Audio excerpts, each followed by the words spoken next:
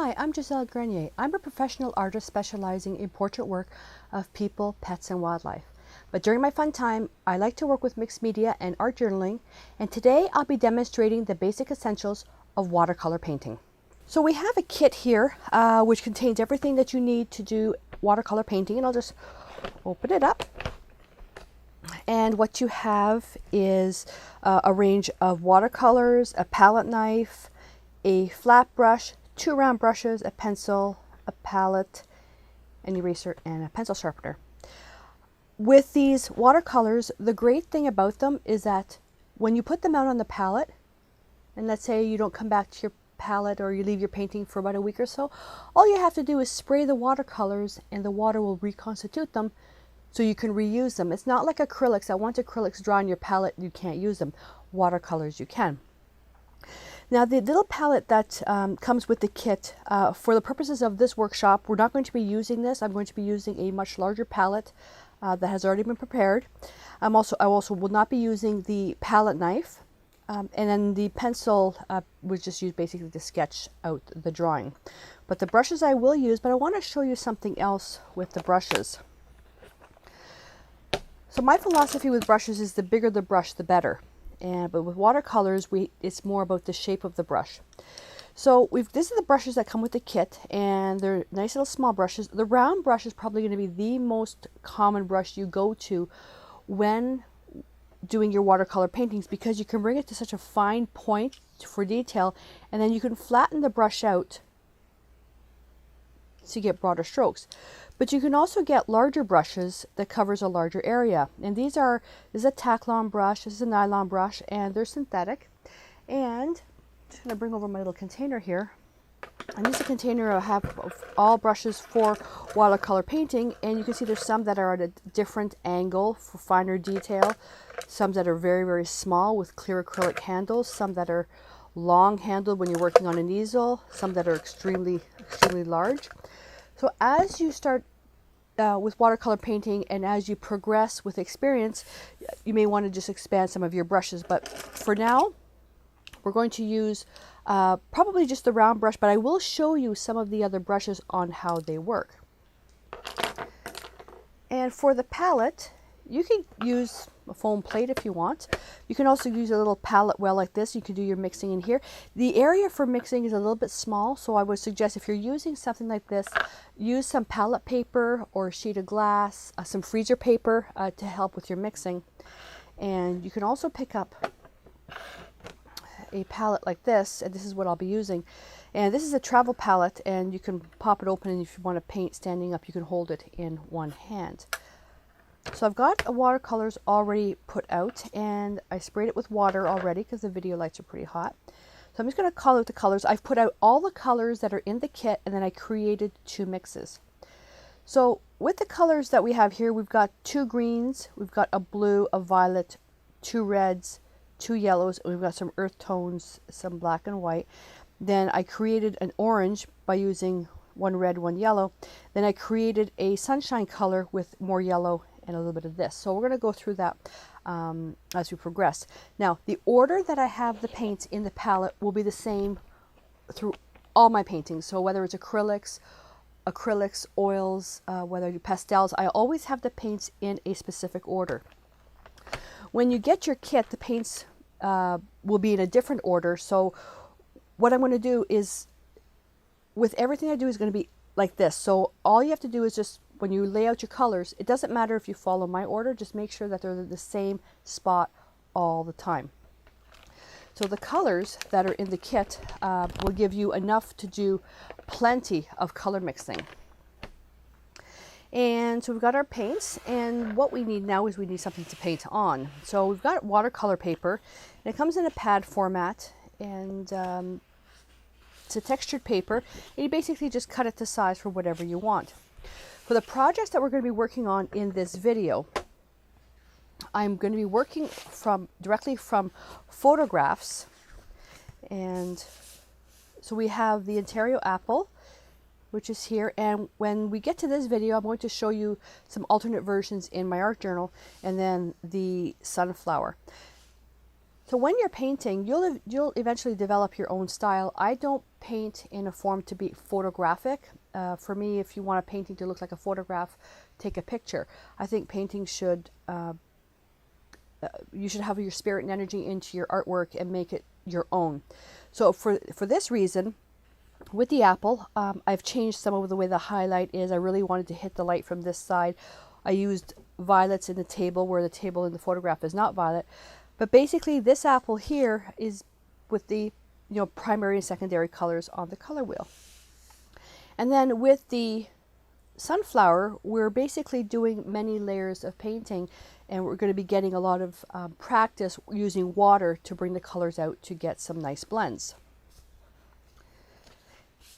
For both projects, a line drawing has been provided, and just going to do a quick demonstration on tracing paper. The written instructions include all the information what I'm going through here, but the written instructions have a very detailed step-by-step that I've laid out. What I like to do in the videos is more freestyle, so just to show you how you can change things up, because although I like my apple being red and primarily more yellow-green, you may want to paint just a red apple. So I'm going to encourage you to freestyle with your colors so you can get a lot of practice with color mixing. So you're provided with a line drawing, and all you have to do is with tracing paper is place your line drawing underneath the tracing paper, use the pencil, and then trace it out. And then we're going to pretend that this is the traced one. And you're going to take your paper, you're going to lay a sheet of graphite paper on top, not slide it, just lay it on top. You're going to put your tracing on top, then you're going to use a pencil or a stylus or something sharp, and you're just going to go over, and what's going to happen, the graphite paper is almost like carbon paper, but it's wax free. And it's going to transfer whatever you go over onto your watercolor paper. With watercolor paper, because watercolors are transparent, your lines will show, so only use enough pressure when you're doing your transfer, or if you're doing a freestyle sketch, only use enough pressure so you can see the lines. Don't make them too dark. What you see on camera is much darker than what it should be, and this is strictly for video purposes. Okay, so I'm going to lay everything out here, and we'll get everything so you can see it on camera.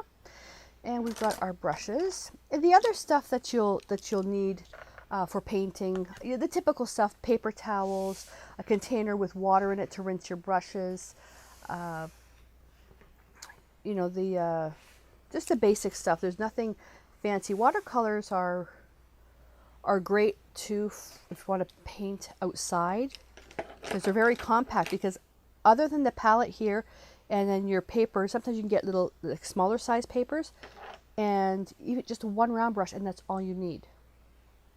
Okay, so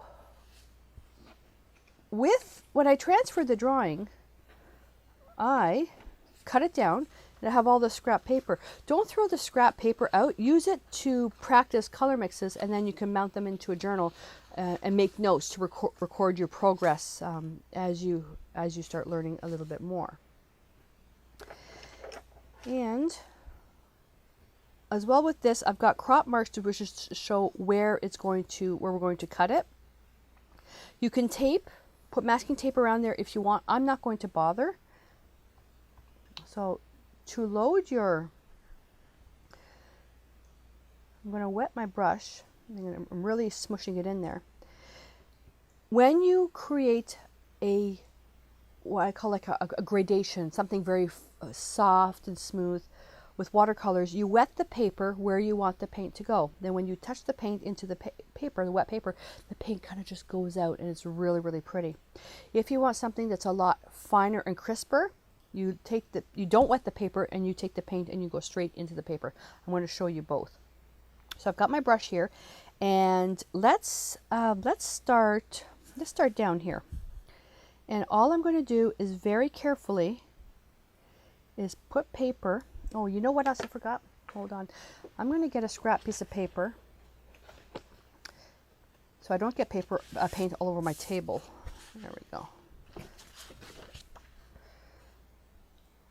So I'm just going to take the water. Now it's too big to go here, so this is where you can go to a smaller brush. Now you don't want the paper to be soaking wet, but when you tilt it, you want to be able to see a little bit of a shine. Okay, so you're going to do that everywhere. Now I'm going to just do this part here just to show you what happens with the paint. So I'm going to stop at the halfway mark. Don't do it this way though, because I'll explain in a minute. So with your brush, it doesn't really matter what size, I'm going to go with the green. So I'm going to start with this light green here. So we have a dark green and a light green. And when you touch the paint, and it starts to spread out, and how you apply the paint, it'll be very different. You know, if you want to apply it thickly, I like the splotches in here because this is all going to work like foliage. And I'm just laying the paint down. We can add the paint much thicker, but I prefer working in layers so we don't put too much on. Now see how the paint's getting thick here? The paper, I'll tilt that, has already started to dry. So where I put that line there, if I were to leave that alone, the paint's going to actually dry with those curves. So where I put the brush and I made that line here, the paint will actually stay there and will not go past that line where the water ends. It will not go into the dry paper. Watercolors seek moisture, so it would dry like that. Okay, see how it fuzzes out? And that's what we're looking for. So I'm going to continue on. Now what you want to try to do is avoid getting the paints in the leaves, but if you do, it's not the end of the world.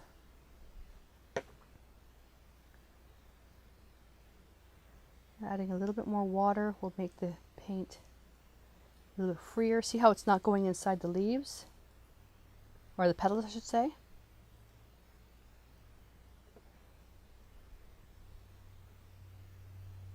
Now the paper is actually cut right here.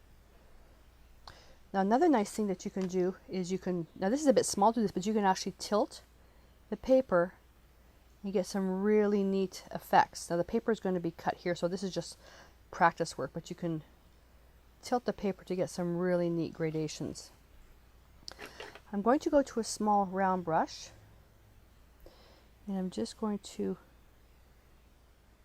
get into the little bits for detail where the large brush didn't quite reach. Now I'm applying this part in here dry. If I want something a little bit darker, I can just come in here, tap along the edge here, and see how it just spreads out.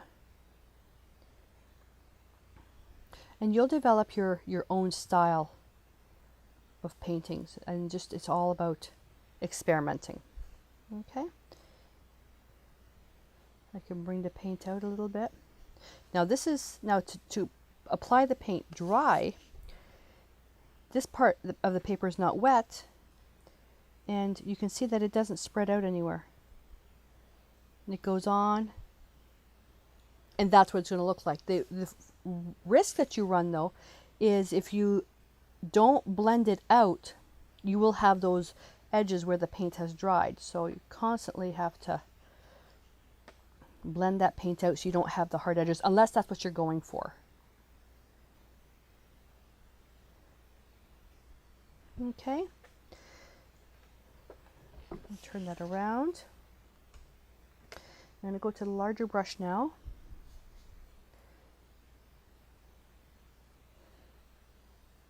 And you can use the small brush. I'm using the larger brush. You've got more time than I do.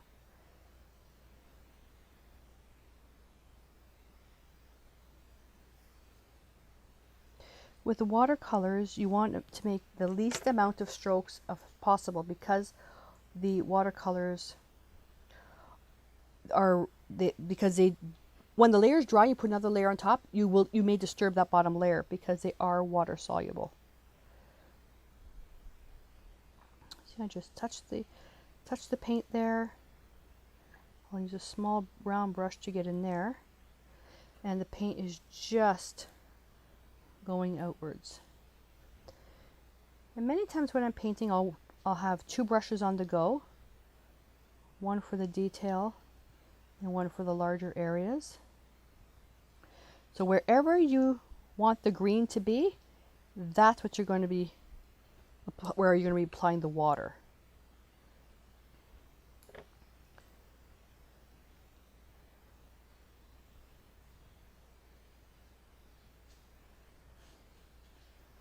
Now I'm being multi-talented and using 3 brushes.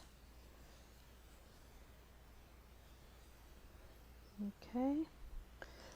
The round brush is my favorite for watercolors. And the brushes that I use for my regular work are the Aqualon brushes, and they have very large sizes, and the Majestic from Royal and Langnickel.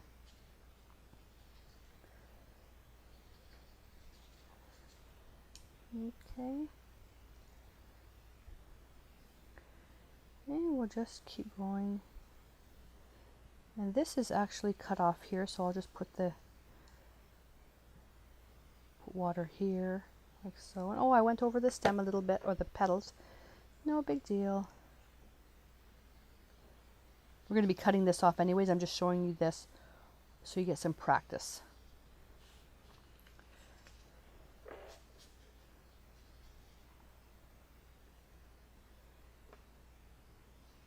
You can make the colors as bold as you want by using more paint, and as thin as you want by using more water.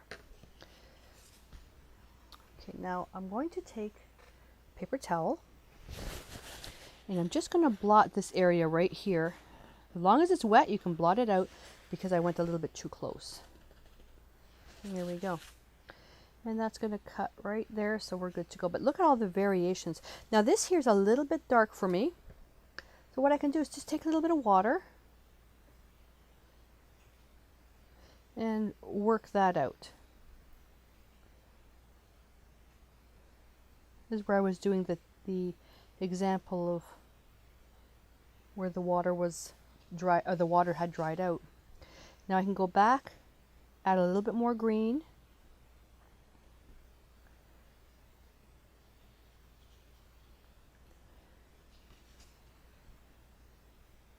And come in here. There we go. So now before we go on to working the rest of the petals, you have to let all this green dry.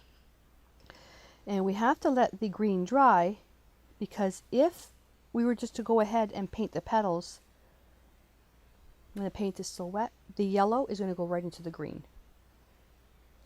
You can let it air dry, or you can use a heat gun or a hair blower on the lowest setting. That's totally up to you. I do use a heat gun. It takes a little bit of practice, because with the air force that you can actually move the paint around. See, I've got that line there. I'm not liking that, so I can come in with a little bit more water and paint and just move that. I don't mind stuff like this. I don't like hard edges. That's just me though. You'll develop your own style. A little bit of water and just smush that out. All right, so we're gonna let this dry, and we come back, we'll start painting the petals. Okay, now this is dried and we're ready to move on to the next step. So with the colors, I didn't go over the actual color, the colors in the palette. So we've got deep green, sap green, we've got some Prussian blue, violet, crimson red lake, vermilion, lemon yellow, yellow ochre, burnt sienna, burnt umber, black and white. Then up here I took some lemon yellow plus vermilion. Then in here I added some lemon yellow and add a little bit of the mix that's in here to come up with 2 different colors. You can color mix any way you want. Color mixing, extensive color mixing is beyond the scope of this project, but you can go to artplace.ca and I have a whole bunch of videos, tutorials, my blog, which covers all that stuff, and you're free to watch that. All right, so You're going to get the small brush, small round brush. We're going to do one petal at a time, and we're going to do alternative petals. So we're not going to do the petals side by side. We're going to do this one, then this one, then this one, then this one, giving each petal time to dry. I also made a bit of a boo-boo, well, kind of a boo-boo, kind of not, just to show you how flexible this project is. This is the actual sample that I did where the petals are all here, and this one here I painted the background in between to make it look the petals have separated. It's no big deal, it's just a painting. So you can choose to paint them all the way I'm going to show you, or you can paint the green inside there. So clean your brush, get rid of all that green in your brush, and we're going to paint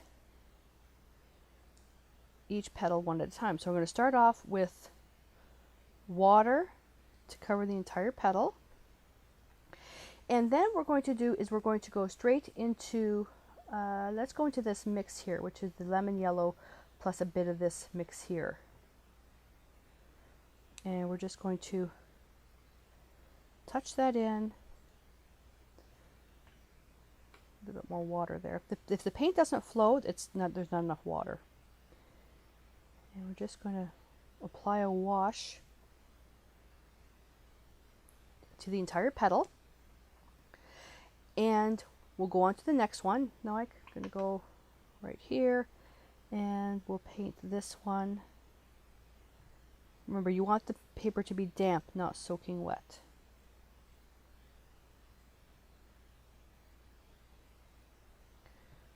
Pick up a little bit of that water. And keep an eye on this one because we have to do the next step while this is wet. So just a wash. And a wash is just a very transparent layer. Okay. And now we're going to go right into the yellow ochre. We'll make a little pile right here. Yellow ochre, and then a touch of this mix here. Add a lot of water to that. And what you're going to do is you're just going to touch at the base. Like so. And what's going to happen is that the paint is going to spread right out. And if you find after about 30 to 45 seconds it's not spreading out, there's not enough water, just add a little bit of water to the edge. Just gently caress the paint and it will start flowing. Sometimes when it doesn't want to move, it's because the yellow ochre mix that you put here, there's just not enough water. Now we can go on to the next petal. And I'll do this little one here.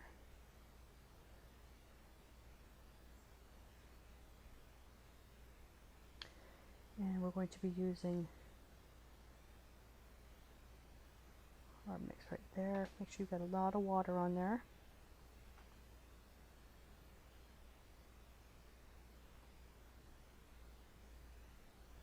Okay, now I'm going to take the paint, the paint, I'm going to dry right into the paper just to show you the difference. Okay, then I can go right in here.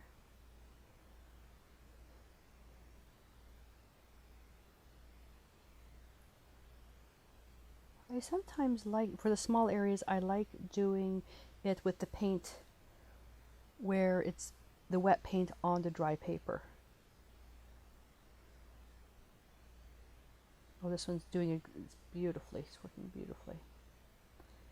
And as it's going, just kind of nudge the paint. Make sure the edges, it's going to the edge.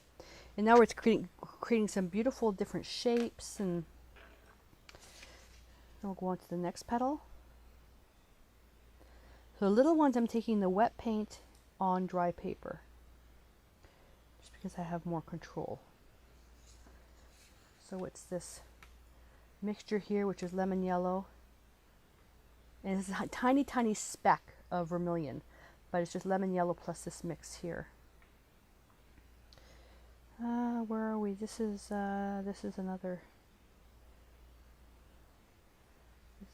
petal.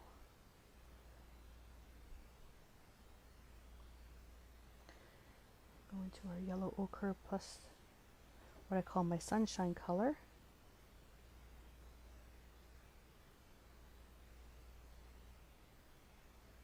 Now this one stopped and it's got a bit of a line there, so I'm just going to encourage that to flow out a little bit more. Just add a little bit of water.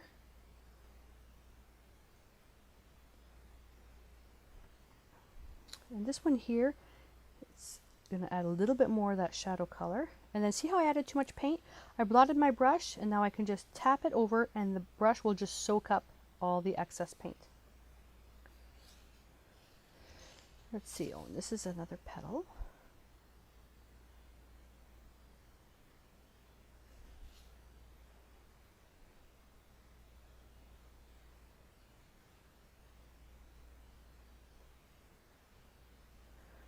And I'm going to touch in the yellow ochre mix.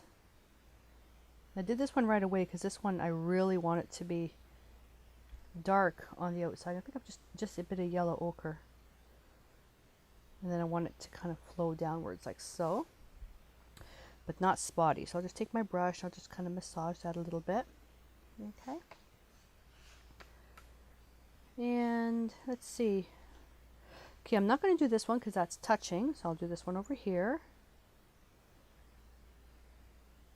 At this point now, when it comes to the big petals, try with the water on first, then add the yellow, and then for other ones, just try the wash on dry paper, just so you can get a feel for what it can do.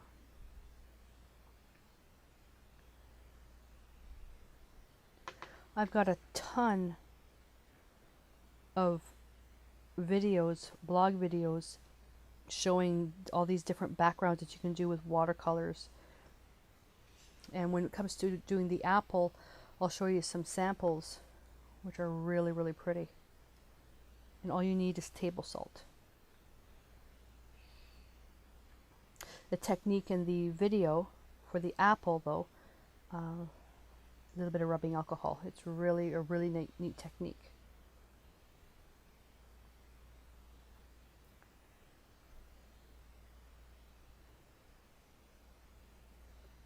Okay. All right. I'm going to pick up a little bit more of that mix. I'm going to take a little bit more lemon yellow and that mix here. Add some water. And if you find that your colors aren't vibrant enough, just add more paint. If you find your colors are too vibrant, just add more water. Although white is included in the kit, I don't typically use white for white as white paint. I use it just dry to add touches of highlight, the accent highlight on a design. Just gonna take a little bit pure yellow ochre, just right there. Okay, now this is still pretty wet. Now I'm going to show you, if you use a heat gun, how to dry it, because it does take some practice. I'm going to reach over. Oh my goodness. So with the heat gun, far up, okay, this is with, even on all my blogs I explain about with the heat gun. The heat gun is made for embossing, and it can get really, really hot, so you don't want to burn the paper. A hair dryer, a heat gun is more heat and less air pressure, where a hair dryer, you have variable air speeds and variable temperatures for heat. With the hair dryer, the lowest air pressure, so it's blowing very little air, and on the lowest setting, and all you want to do is just basically air dry your piece. With a heat gun, all you have to do is you hold your dryer way up high and do this, okay? If you use something with too much air force, you're actually going to move the paint around, and on a design like this, that's not desirable.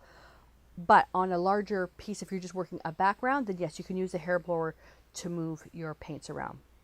You don't have to have a hair dryer or a heat gun, just let your piece dry naturally. So we're gonna let the petals dry, and we come back, we'll go on to the next set of petals.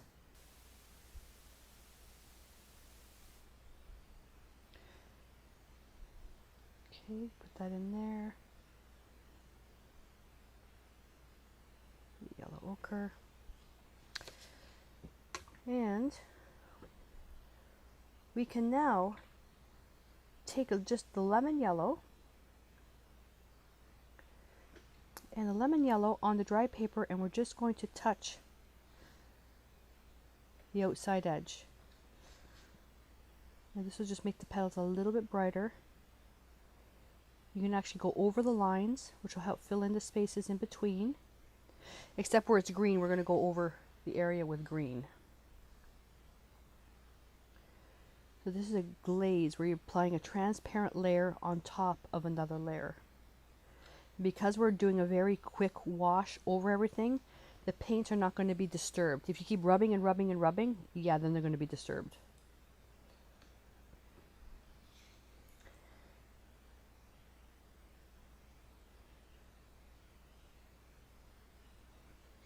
Just pure lemon yellow. This turned out absolutely perfect, this one here. If you go onto the green, it's no big deal at all. Oh, that one wasn't dry yet. That's okay.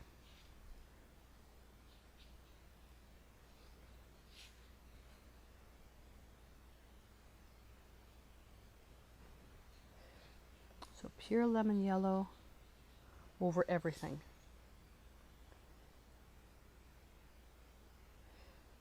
And the reason why I say it doesn't matter if you get it over the green, because we're going to be adding another layer of paint anyways. All we're doing is we're intensifying the color. Now if you like the color to be more washed out, that's fine. Some designs actually look really good. The colors are very, very faded and muted. There we go. Like this one here. See how the difference already?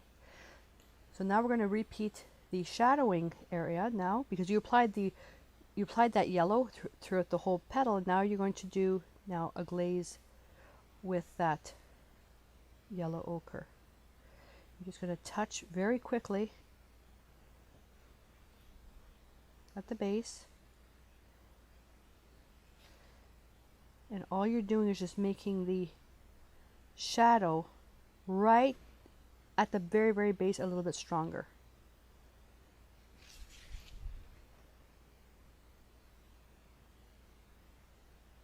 You don't need to wet the paper first, because it's already wet from the lemon yellow.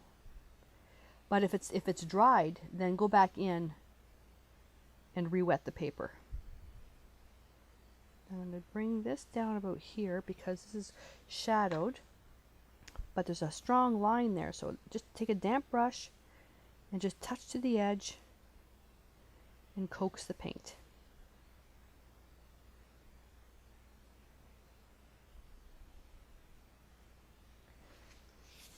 There we go. Now this one here, I have to do a little bit of a touch up on this one. I got the paint here by accident. There we are. You can see the pencil line showing through. I'm going to take pure yellow, lemon yellow, and come right in here. Look at that beautiful, beautiful, beautiful line.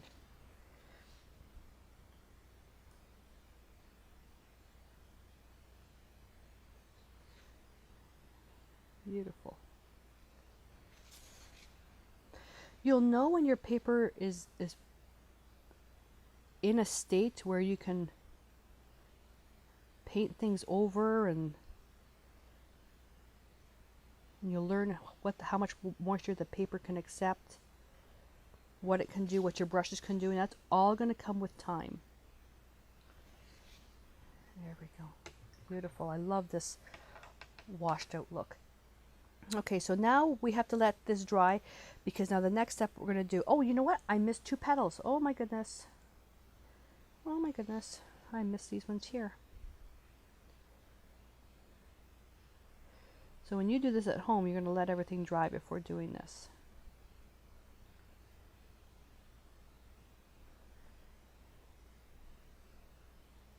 I've been doing this for a long time, so I know what the paint can do. You see the difference between 2 layers and 1 layer?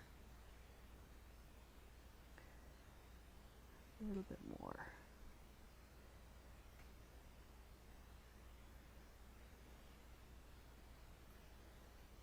And we'll just coax that.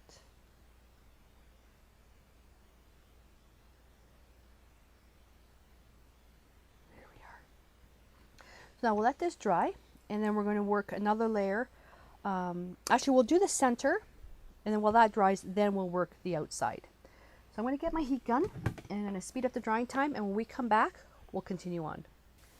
Okay, so now we're back. For the center, we're going to be utilizing a little bit of burnt umber. Now my paints, the paints that I put on the palette are starting to dry out a little bit. And although I can dip in water and go back into the paint, I find it just a little bit easier just to keep them misted, which saves a little bit of time. Oops, I went into black there. Don't want that. Burnt umber and a little bit of violet. And what you're going to do, it's hard to see on the palette what the color, what the mix is. What you're looking for is scrap paper. That's still too brown. Take some violet right in there. You're looking for something that's a very, very soft. That's too purple. What you're looking for is something in between these two. So I just have to pick up a little bit more burnt umber right in there.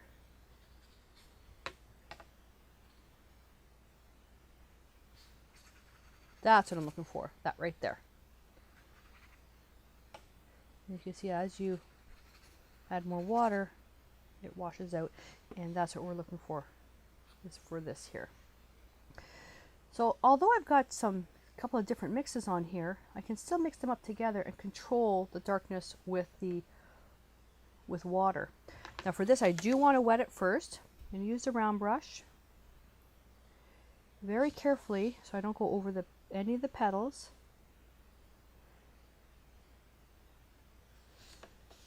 I'm going to wet the entire center.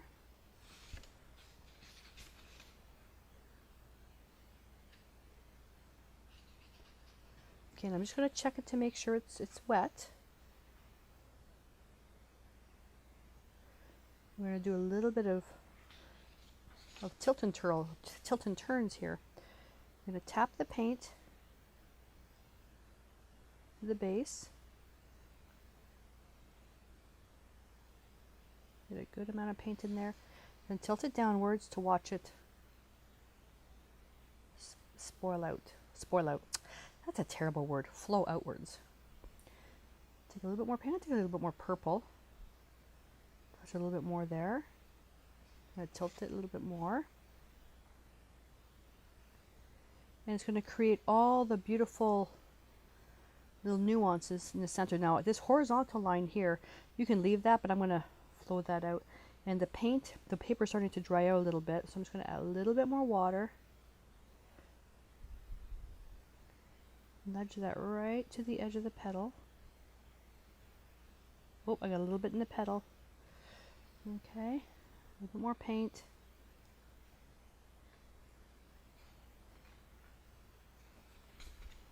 So we just flowed that out. Now I need to get some paint right in here.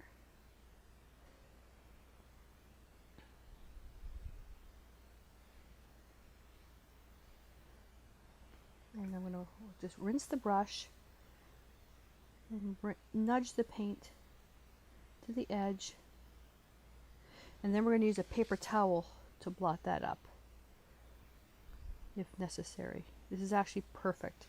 So what you're looking for is just to get the bottom area dark and have this area a little bit lighter.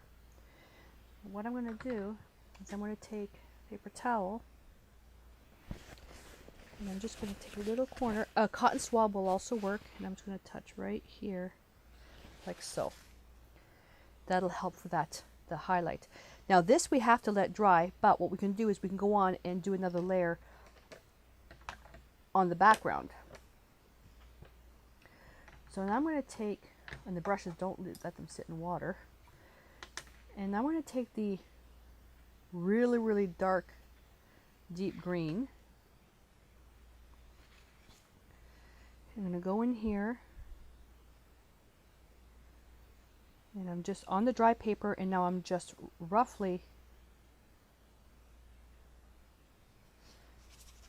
going to just scrub to get a bunch of different textures and lines, and that will act as the foliage. Remembering that this painting is actually being cut right here. All the stuff I'm doing here is just more to show you. It's going to get lost when we actually cut the paper. Now what I can do too, I'm going to pick up a little bit of lemon yellow just to show you. We have more of a green color, and again this is all going to get cut off, but just to show you.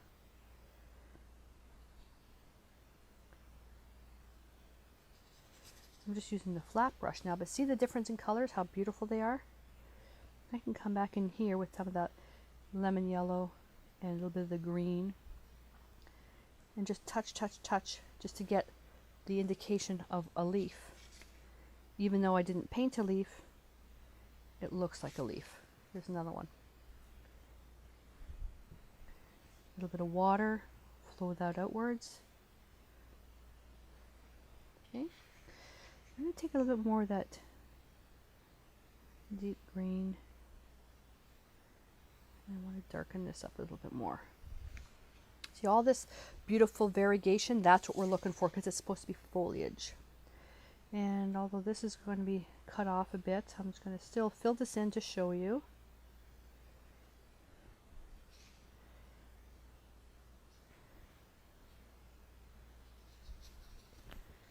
And now more with the lemon yellow and a little bit of the green up here. And I'm going to go to a the medium-sized round brush. Now I have to get inside here. Pick up a little bit more paint. Now sap green you can also use. Sap green is the much lighter. It's what we started off with. I got a little bit of green in the petal. I'm not going to worry about that. Just that when you work in between the leaves, try not to touch the purple.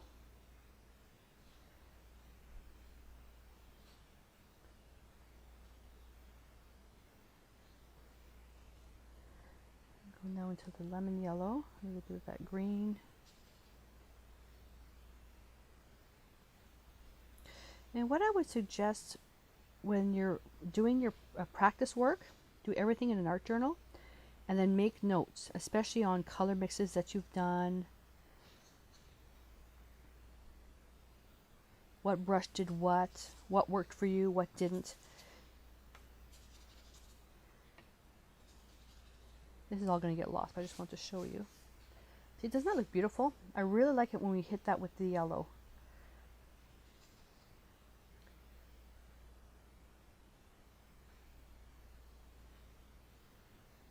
A little bit more yellow right in here. Tap, tap, tap. And because it's wet, it's just going to spread out.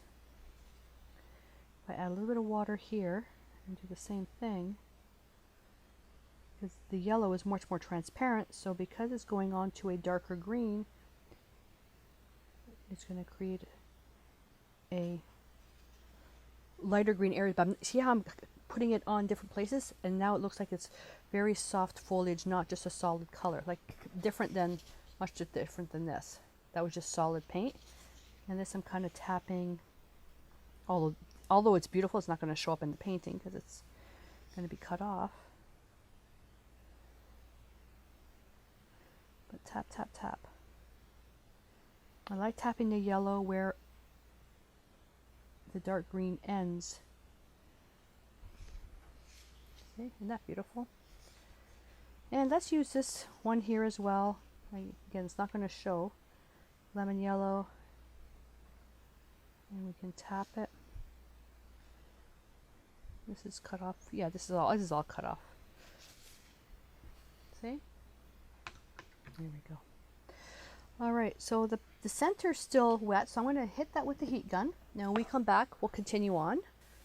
I'm going to take the very small brush now with the center color that we used, and I'm just going to apply on the dry paper to the bottom area.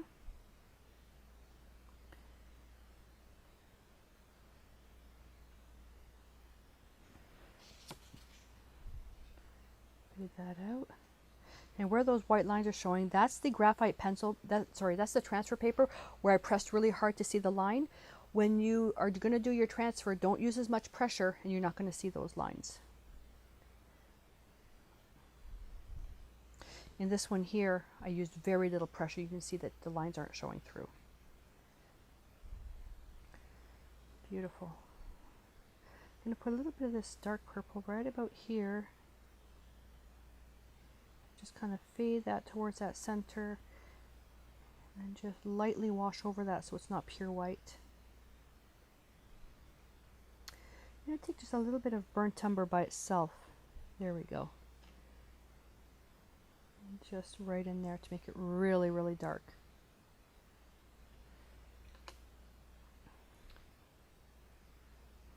Just going to touch up. I'm going to get a cotton swab. Cotton swabs are fantastic for just touching up little spots. There we go. Okay, so that's ready to go. And all we need to do now is with another thing of lemon yellow. And you're just going to go on pure lemon yellow only on the outside, and just you're going to touch, push, lift, touch, push, lift. When you're lifting off, the stroke is just going to be feathered out. So the paint's not going to be too washy. It's not going to be too thick, but it will really brighten up the edge.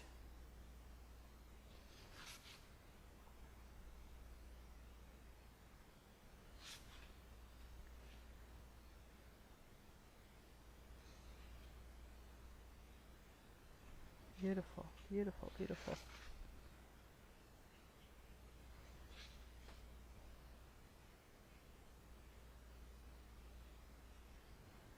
Just on the edges.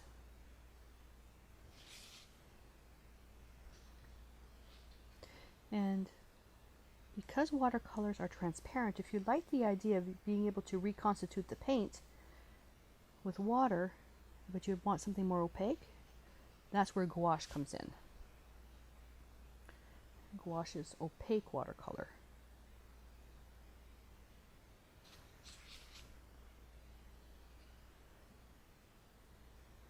And I'm going to fix this petal here. I'm going to make it where I overlapped it. I'm going to make that into the background.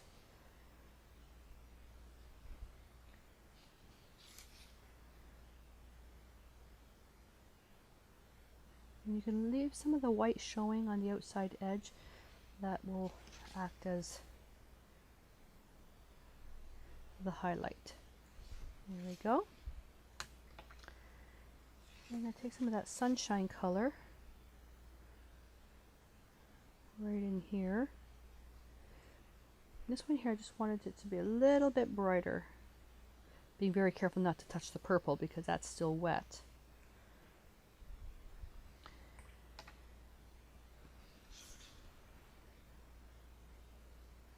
Lemon yellow right in here. Beautiful. I'm going to nudge that out. Some of the purple came into the leaf. Just fade that out. There we go. And there's only two things left to do. I'm going to take that deep green with water, and I'm going to paint this here. This part's going to be all cut off, but just want to show you how to fix that up. So you would maybe do a couple of layers on that. This is all being cut off, so I'm not going to bother. And then you can touch up some areas. Just don't forget, when you're going in, when you come out like this, don't leave it like that. Take some water and then just fade it out. Okay. Apply our paint. We don't want to leave it like that. Mind you, it doesn't look too bad. It looks like leaves. And you can take the water and fade that out.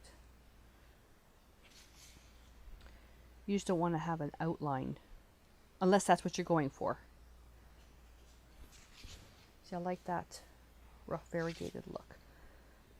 It's a shame most of it's not going to show. And we'll leave all this to a brighter lemony yellow.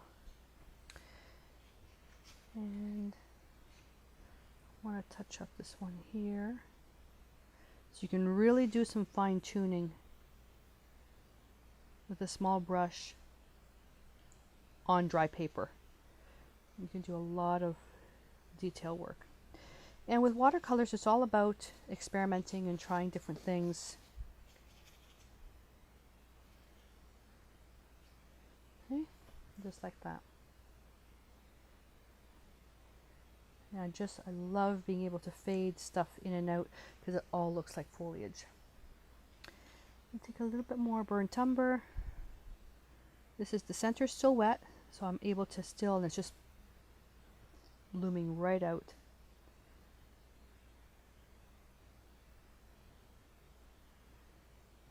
Paper is actually right now at the perfect dampness.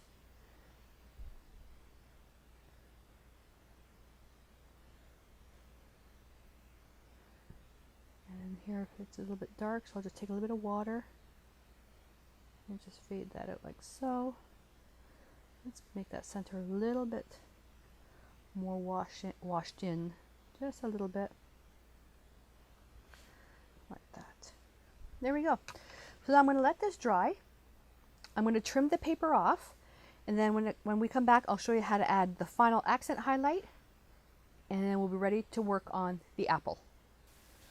All right, so the centers had time to dry, and I noticed that some of the petals aren't as bright as I want them to be, and they're comparing into this, how these are much, much brighter over here, and this one is not. And just the paints, because the paint's kind of moved over there. If I keep taking lemon yellow and going on top, the area will become brighter, but it will become less transparent. So you're going to be making stuff a little bit more opaque because you're adding layer upon layer upon layer. Okay, so just keep that in mind as you're adding your layers. Okay, what I want to show you is taking the brush and just dipping into a little bit of the white, and then just adding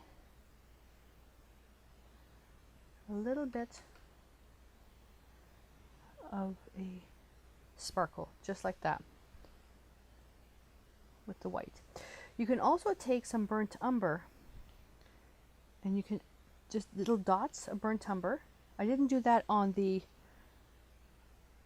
other painting because it wasn't necessary, but you can also add little dots for the sunflower seeds. Okay, I'm just going to kind of soften that out.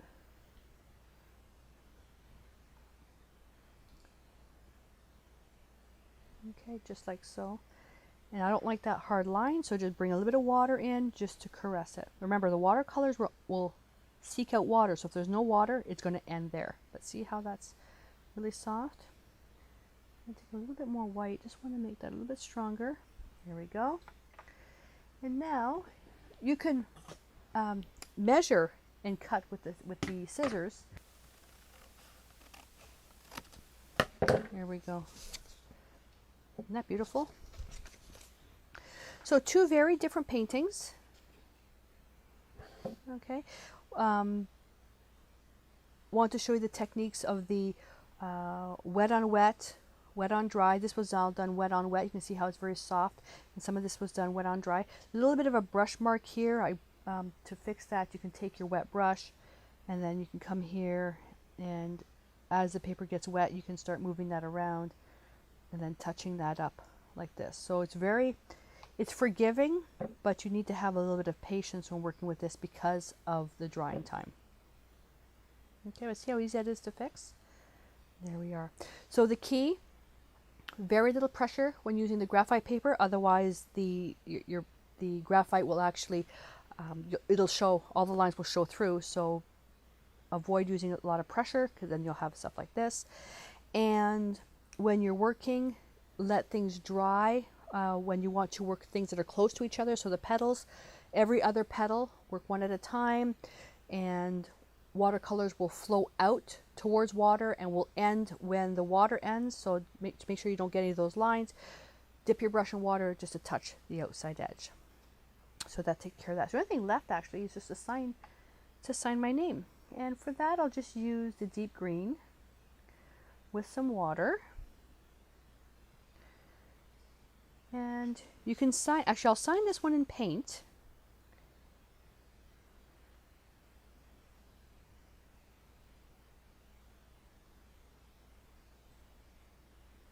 Okay, so you can sign it in paint or you can sign it in pencil. Just make sure it's dry. Sign it right here. There we go. So you can sign it in paint or pencil, whatever works for you. So that takes care of this design. So now we're going to work on the Ontario apple, which requires a little bit of a different technique that we're going to be using something to mask out an area. So similar to this, we painted the outside, the petals individually, let it dry, then we worked the outside. For the apple, we're actually going to use a masking film. You can also use adhesive shelf liner to create a mask to keep the apple as round as possible. So I'm going to clean up. When we come back, we'll get started. So now we're back and I've set up my table for the Ontario apple project. In this one I have some a few things to show you first, just to give you an idea as to why I'm going to be doing it the way I'm doing it. So first we come down to the table and here's the sample that I did, and there's the reference photograph. Now you've already been provided with a very simple line drawing, so you just transfer it to your watercolor paper, and then I'll talk about the masking film after. So this is the original concept piece that I did in my cuisine journal. So this is one that I did, and I did another version in acrylics, then I did another version in the watercolors. And the specialized technique that I want to show you in this one is all this splotching, which is really, really fun. Once you get started on it, you won't want to stop. So look at all this pretty splotching, and these are sheets that I've done, and all I've done is I've cut them in half because I'm going to be using them. I'm going to use these pages to create another art journal. So here's another one. Okay, then a purple one.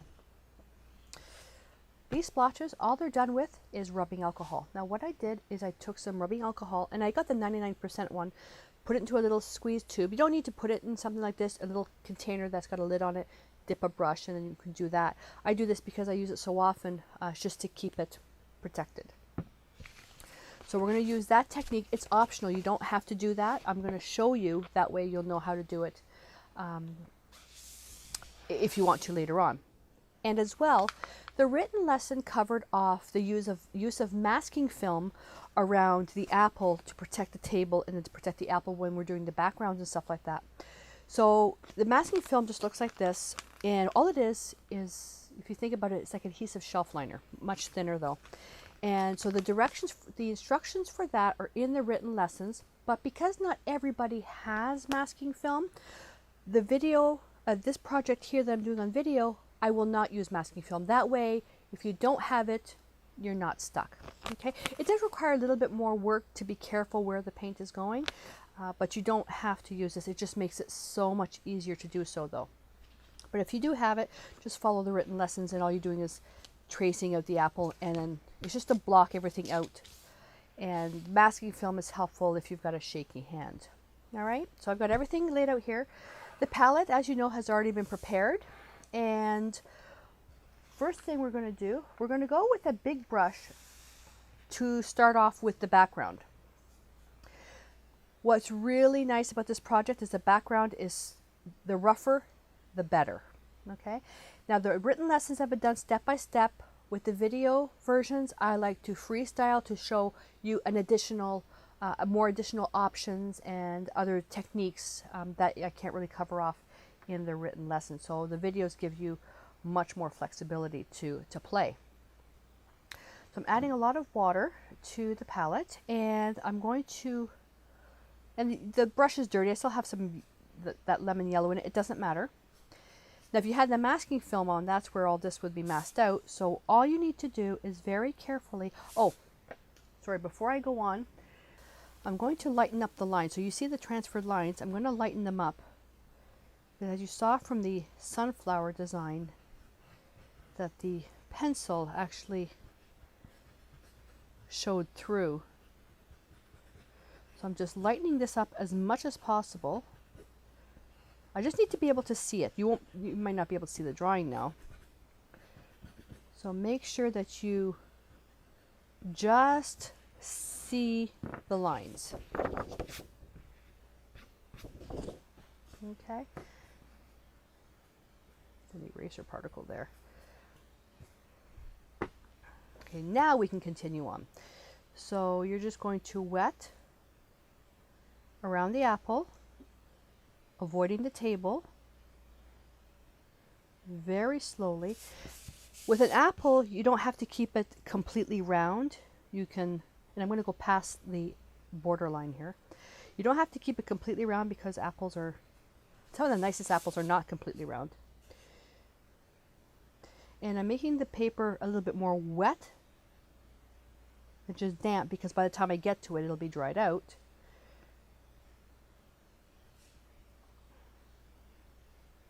And you'll need the rubbing alcohol handy if you're going to use it, but practice first in a journal, just so you can get some ideas. Okay, there we go. So just making sure that that's still damp. Water, and then the deep green, and I'm just going to touch, and as I run out of paint, now I'll pick up, let's say, some sap green, plenty of water. Okay, and let that flow out. In order for the technique I'm going to show you with the rubbing alcohol, the paper has to be wet all the time. See how that just kind of blooms out? Beautiful. Now pick up some yellow.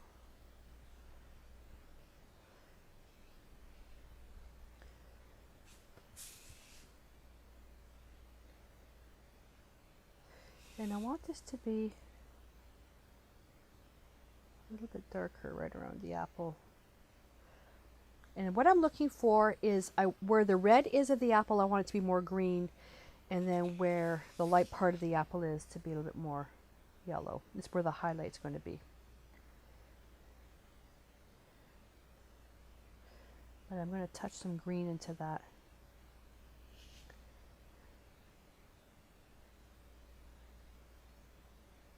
So just make sure that your background doesn't get too dry.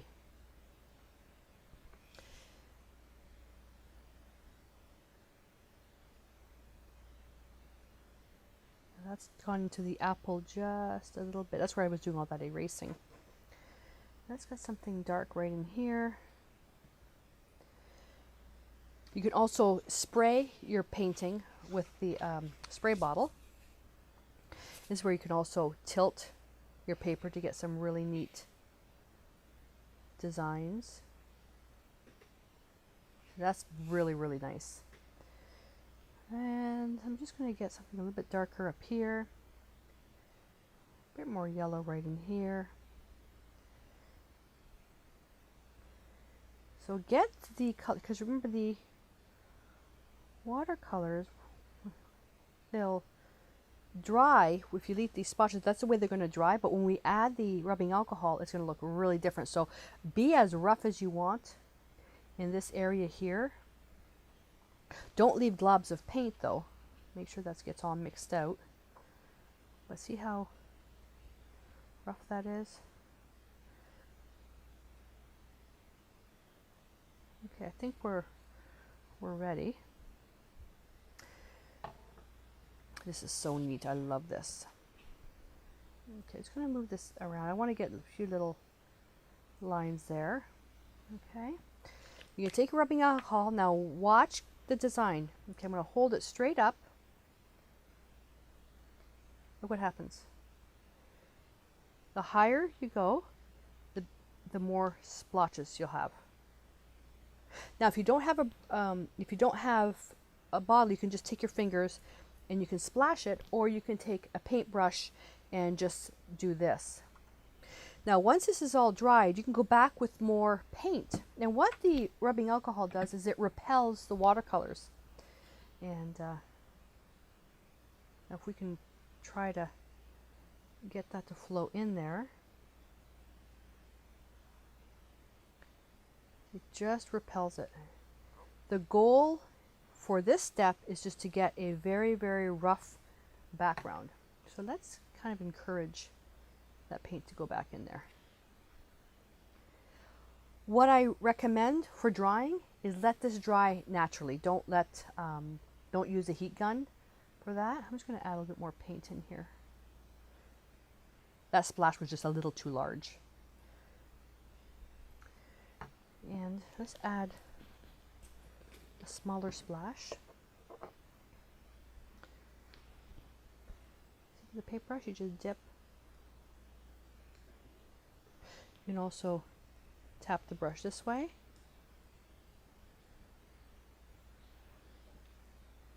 Or just dot it like that. Okay, so we'll let that dry, and then we'll come in the next step and we'll add another wash. So make sure this dries naturally. For what I've done here, we're looking about 10 to 15 minutes. So our background now, it's damp, it's not wet, it's just slightly damp. And you can see how the colors have changed, and some of the green went inside the apple a bit. Not going to worry about that. I will, though, introduce a new brush when we paint the apple, just to show you what it'll do. So this will be a lot more about technique. So we're going to take our brush now. We're going to let the background just continue drying, and now we're going to work the bottom. So we're going to do the same thing now. Dampen the bottom. Very carefully. The bottom of the apple isn't so much to be careful because we're going to be putting a really dark shadow there. But you can see where I went a little bit crooked here on the background. It's no big deal. I have to just kind of nudge into that. And because watercolors are soluble, it straightens itself out. Same with here. You just have to dampen it a little bit. And having the background fuzzy is fine. Now purple. So we're going to take some violet. Nice violet. Look how intense that is. So we're going to start with this violet underneath and see how it just looks for water. There we go. Look at that. If you don't have masking film, when we paint the apple, painting the apple with a wet brush on dry paper will be a lot easier. I'm going to pick up a little bit more purple or violet. Put it along here. Now watch what I'm going to do. I'm going to take it and I'm just going to bring it out this way. Nudge it to go back underneath. I don't want to see a round line. I want to see horizontal lines. And we're going to mask. What you're basically doing is a stroke, is that you're almost copying the line, the flow of the line right here. Like that. I kind of like that splatter. That's actually quite pretty. I'm going to leave that. If you don't like that, just take a wet brush and just dab it out. I really like that. All the texture and everything. So that's going to have to dry now. And looking here, we can get this one started and turn this around. And I'm just going to come up here, because now I'm going to have to fix this. This may not be applicable to you. So my apple is going to be a little bit wonky, which is fine. So I'm just looking to see where I've put the water. I'm not going to go too far into the purple. Right around past the line, because we're going to cut all this off.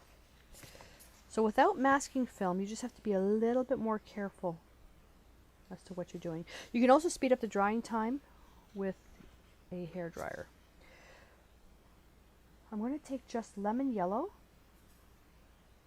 with a lot of water, and now we're going to add a wash to this. A wash is a transparent layer.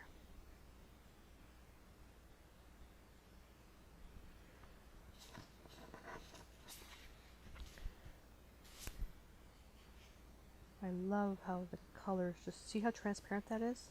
If you keep working and working and working though, you'll disturb this. So that's why I'm using a fairly large brush.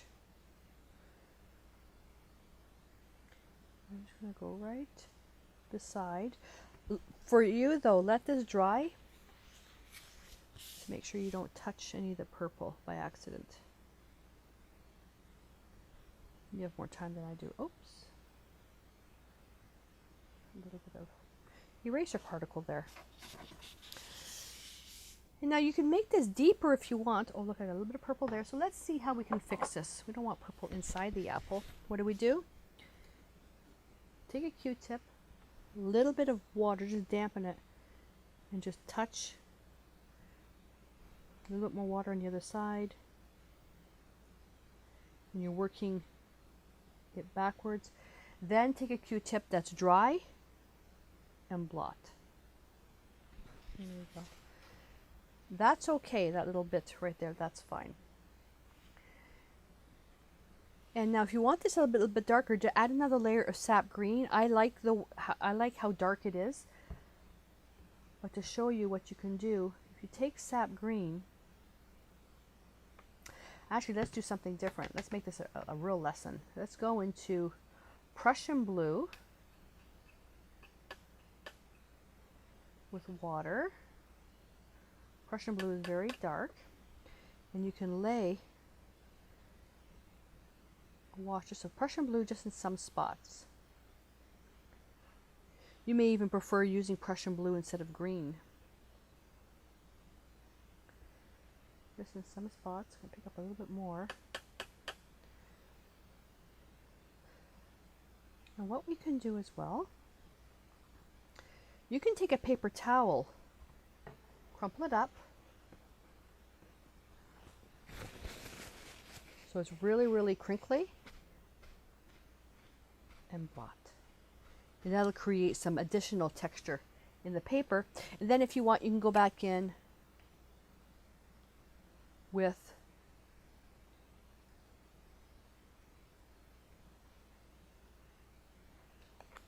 and of course it's going to go down in the same spot I was trying to avoid with some rubbing alcohol. Okay, so that's done now. Now I'm looking at this. This is almost dry. I'm going to rinse out my brush. I'm going to pick up a bit more violet. I'm just going to touch right under here. I want this part of the table to be very, very dark. We're going to come in and fine tune it though. And I'm just touching right now. Touch, touch, touch, touch, touch to create that beautiful soft gradation. Now the paper is curling a bit because it's so wet. You can just gently reform it. There we go. You also can pre-mount it onto an illustration board and like dry mount it there, and that way it'll always stay flat, but it's just because the paper is wet. Okay, so now I'm going to let this dry, and we come back, we'll paint the apple. So this has had time to dry, and I'm just going to take, now I can take the small brush, I'm going to go into violet, and I'm going to add it quite thickly right under here. Just have to move my drawing. And I'm applying it dry. As you can see, you have a lot more control. And see, I can just spread that out. So a nice soft brush works for that. I'm going to go right under here as well to clean this up.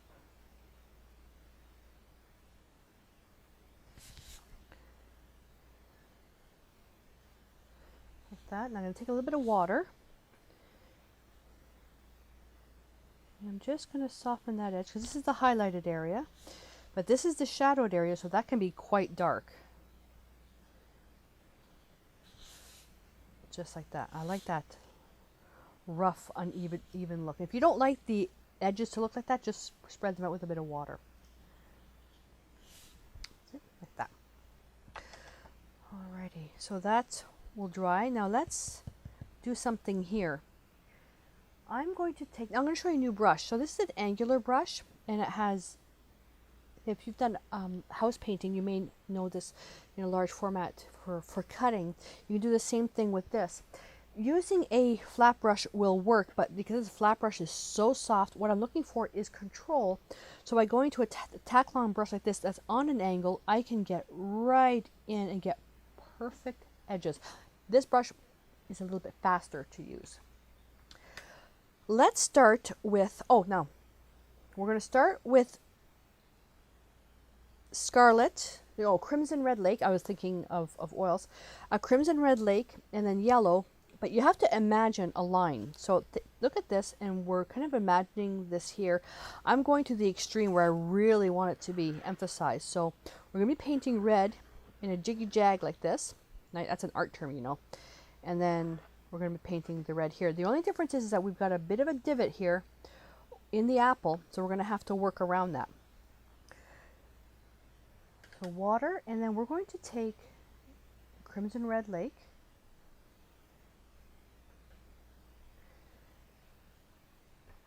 and we're going to work upside down.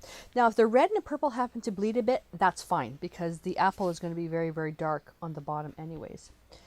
So you're going to take your paint, and we're going to go right over the purple, and I'm just going to massage that a little bit. You see, it just blends right out. Nice crisp line.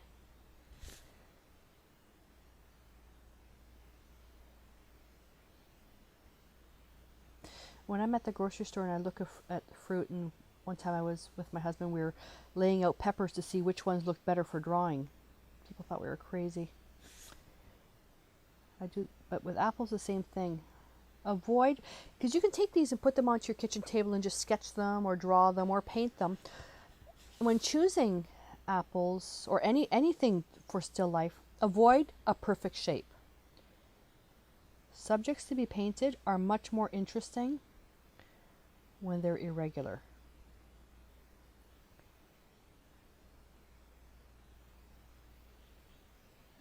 See how well that brush works for this?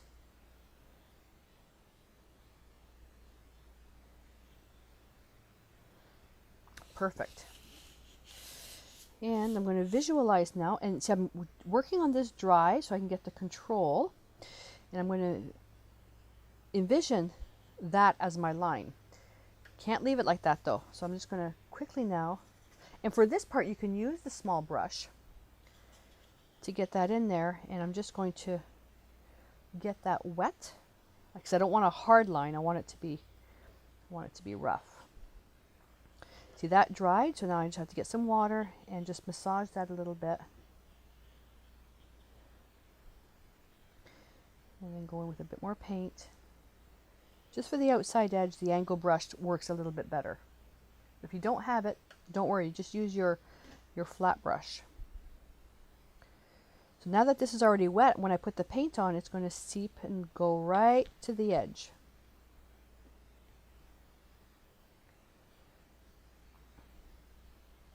So I'm kind of smushing that down. I like what's happening here. So I'm going to leave that, and I'm going to rinse the angle brush really well. I'm going to go into just lemon yellow. I'm going to paint the lemon yellow. Now, if the lemon yellow goes into the green, it's fine. Lemon yellow is yellow that leans a bit more towards the green. What I will do, though, is I'm going to go right over the stem, because I'm going to have to do a little bit of maintenance work here about the direction of the stem. So I'm going to change it because I went over a little bit. I'm not going to get right towards the apple yet. Let's just get the outline finalized. Okay, now watch this. I'm going to get some water. I'm going to get some lemon yellow.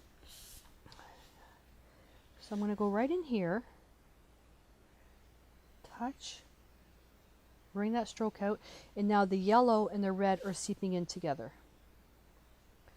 And we're just going to lay them side by side. We're just pity-pattying. I don't want to use the other brush and scrub it together. I want the paint to do it naturally. If the paint is drying out a little bit, just add a little bit more moisture, pick up a little bit more red, and the red, just dab it over. We want a lot of texture. You want to bring the apple up a little bit higher. You can bring it up a little bit higher. Right there. Just don't get it into the green. Like so. You just want the colors to overlap a little bit. Like that. I'm going to take a little bit more Crimson Red Lake down here. Down here is to be very, very dark. I could even go into a little bit of purple and just touch the purple right in here. Purple and red are very close to each other on the color wheel, so they naturally go well together. There we go. All right, time to let this dry, and then we come back. We'll redo the way the stem's going to go, so we're going to use the opportunity to make this more of the center of the apple. We're just going to change its direction a little bit. Oh, and while I'm here, I'm going to take some green and we're just going to go right over that there.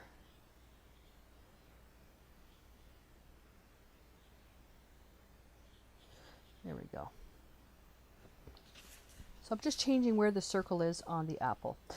Don't want to leave it like that, so just come in with a little bit more paint. And now I'm going to go to my flat brush and just bring that out and just take that opportunity to put some additional color in there. So with these backgrounds, you can do so much.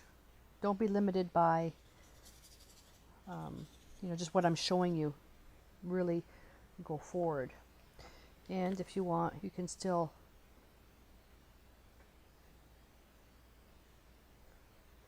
did I get anything there? Yeah. Only where it's wet. And that's it. So when we come back, we'll add the stem in. This is all dry now. We're going to take the small round brush and I'm going to go into a little bit of burnt sienna. Now, if you didn't do this mistake like I did, then you can just omit what I'm doing. And all I'm going to do is I'm going to paint the stem in a different direction. That's all I'm doing. Everything else is the same. So you can even tilt your watercolor drawing, your line drawing I should say, if you want it to follow. Otherwise, just paint the stem same way that I did. I'm blotting the brush, then touching to remove a little bit of paint. I want to make sure that's really opaque because I need to cover up that green. And then I'm going to take some burnt sienna and just going to make a little U shape right here as this for the center. And we'll wait for that to dry, then we'll put the other lines in there. And then we'll touch in a little bit of white and light green in there. I want to make this a little bit more ragged. There isn't much left to do on this at all, but I just want to make just a few little adjustments. I want to make this even darker. Touched in a lot of purple there. Pick up some crimson. And now just water. I'm just going to fade that to the top.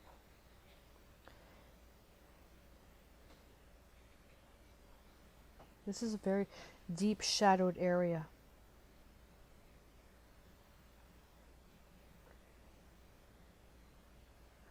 Add a bit more crimson. Be very, very, very dark. Like so. And while we're here, I'm going to take some of that sunshine color from the sunflower. We can paint that in here. The stem should be dry by now. And I'm just going to take that and I'm going to overlap it. And when I overlap, it's going to turn slightly orange.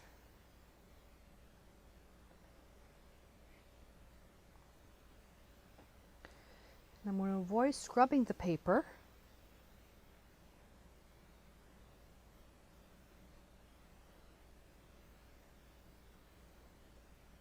Now you have to see what I'm going to do. Take a little bit more water. I'm going to take a little bit of vermilion now.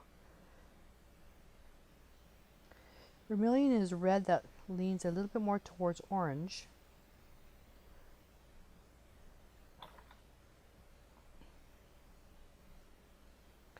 we can use paper towel like we did last time. Make sure it's really, really crumply. That'll get you some really nice texture in the apple.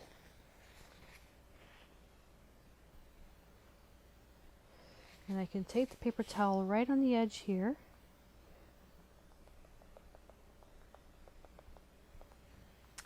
Need a little bit of water there.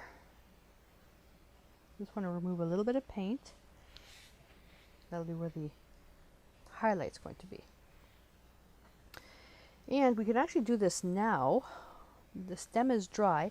I'm going to take a little bit of yellow ochre, and with the yellow ochre I'm going to touch, let's grab some lemon yellow too. A little bit of yellow ochre and lemon yellow, you don't need very much, and just tap this on the left side.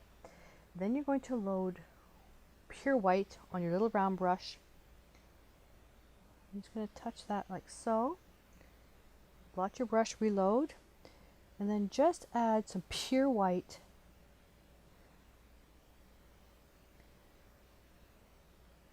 I like adding it thickly for these highlights. And then a speck of burnt sienna for the shadow area right here.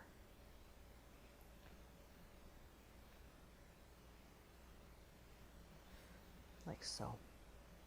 I'm going to take some lemon yellow. I'm just going to refine this right here. There we are. Like that. There we go. That's it for the apple. You can take some more time if need be by just refining a few little things. For example, putting a much deeper shadow underneath the apple. And when you shadow that, I'm doing it dry. When I say dry, I'm not pre-wetting the paper. Just make sure that the apple itself is dry before you nudge the purple next to it. Okay. And then you can, as well, you can do a few little maintenance touch up here and there. Just make sure whatever you're painting next to is dry. I can't stress that enough. I got a little bit of purple here, which is no big deal.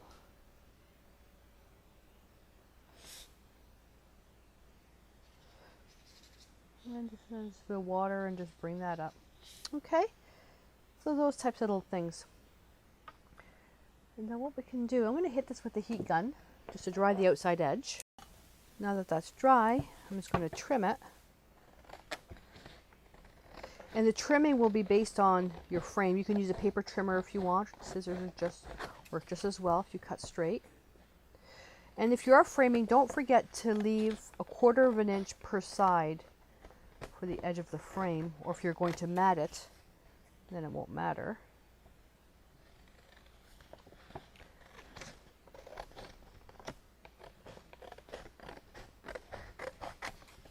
And I'm going to sign my name on this one with pencil. But this is a great little kitchen painting as well. And you can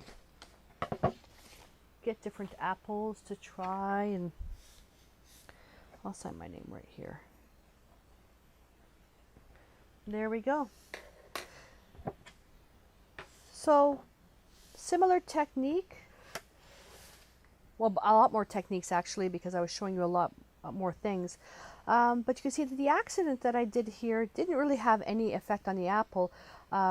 It's basically the same thing. It's a lot softer on the edges. This one was done with the masking film, which is in the written lesson, and this was done without. I honestly prefer this one here because I like the soft edges. But try both and see what you like. And I hope that you really enjoyed these workshops, and don't forget to visit artplace.ca, where you'll see a gazillion tutorials, videos, my blog about all other types of mediums, including watercolor, oils, a lot of art journaling. So don't forget to check that out. And at the end of the video, in the credit section, there's a link for a bonus video as a thank you for watching this project. So I'd like to thank you again for being with me, and until next time, stay inspired.